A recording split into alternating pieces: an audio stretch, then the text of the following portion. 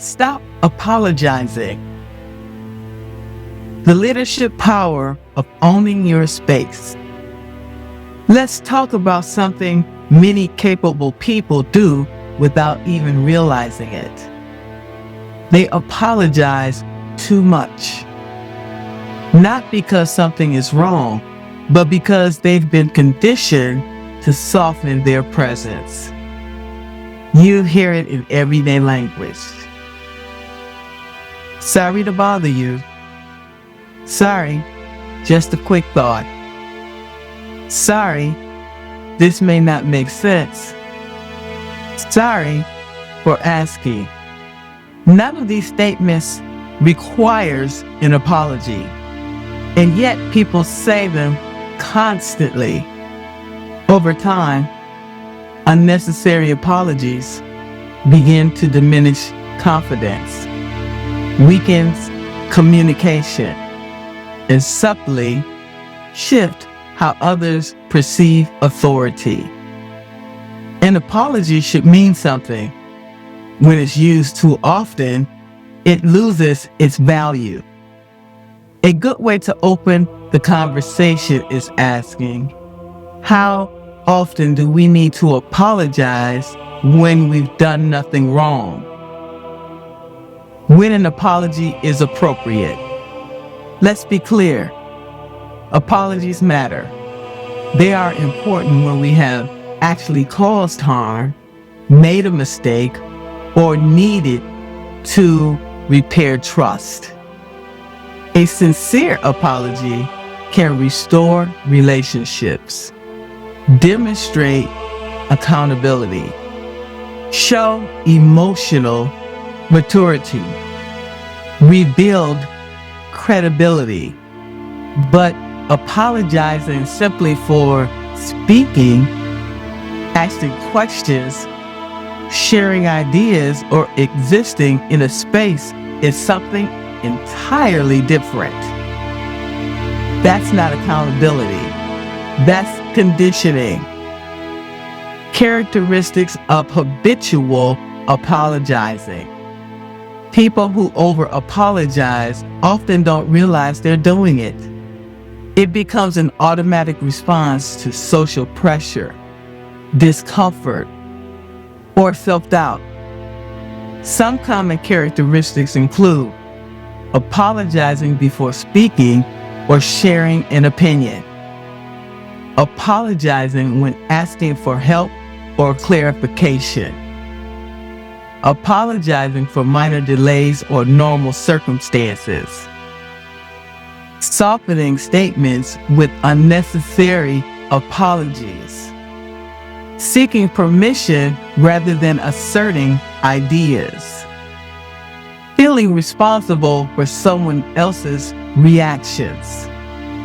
In many cases, over-apologizing is connected to a desire to avoid conflict, rejection, or judgment. It becomes a way of minimizing oneself in order to maintain harmony. Warning signs: you may be apologizing too much. You may notice certain patterns if unnecessary apologizing has become a habit.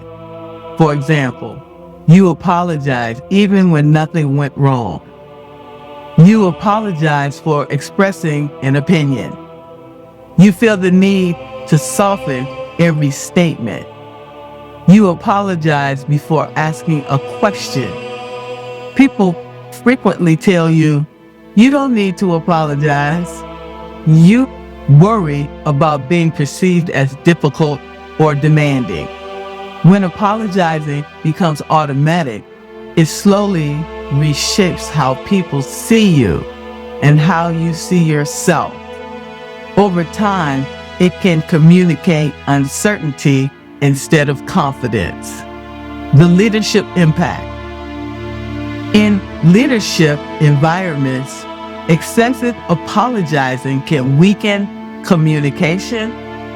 Leaders who constantly apologize for speaking or making decisions may unintentionally signal hesitation or lack of authority. Leadership requires clarity and presence.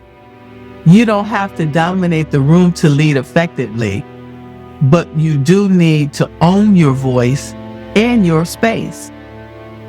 One thing I often remind people is this: confidence is not arrogance, it's clarity. And clarity does not require an apology. The simple shift that changes everything.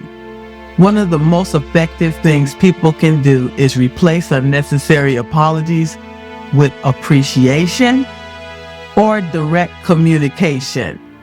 For example, instead of saying, "Sorry for the delay," say, "Thank you for your patience." Instead of, "Sorry to bother you," say, "Do you have a moment?"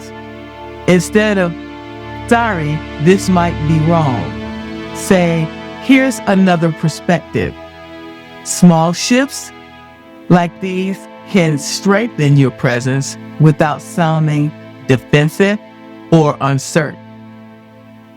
Protecting your confidence and communication. If over-apologizing has become a habit, the goal isn't perfection, it's awareness. Here's a few things to begin changing the pattern.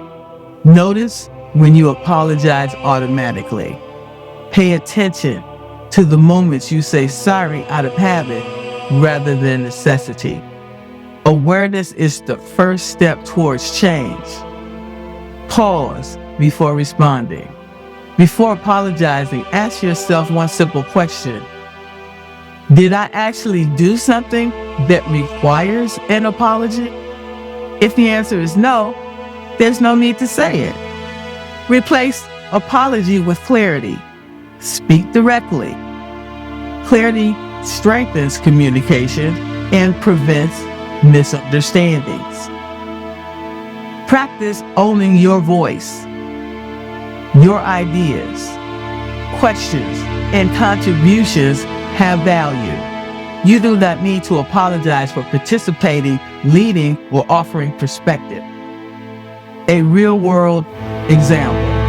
I once worked with a professional who apologized in almost every meeting. She apologized for asking questions, offering suggestions, even speaking up when she was the subject matter expert in the room. Once she became aware of the pattern and began replacing apologies with direct statements, something interesting happened. People started listening differently. Her ideas didn't change, her delivery did, and that changed how others perceived her authority. Closing reflection. Apologies are powerful when they are sincere and necessary. But when they are used out of habit, insecurity, or conditioning, they weaken communication and confidence. You do not have to apologize for having a voice, asking questions, sharing ideas, taking up space, or leading. Because the truth is this: respect grows when people see you respect your own voice. A powerful question to reflect on is, what would change in my communication if you stopped apologizing for things that don't require an apology?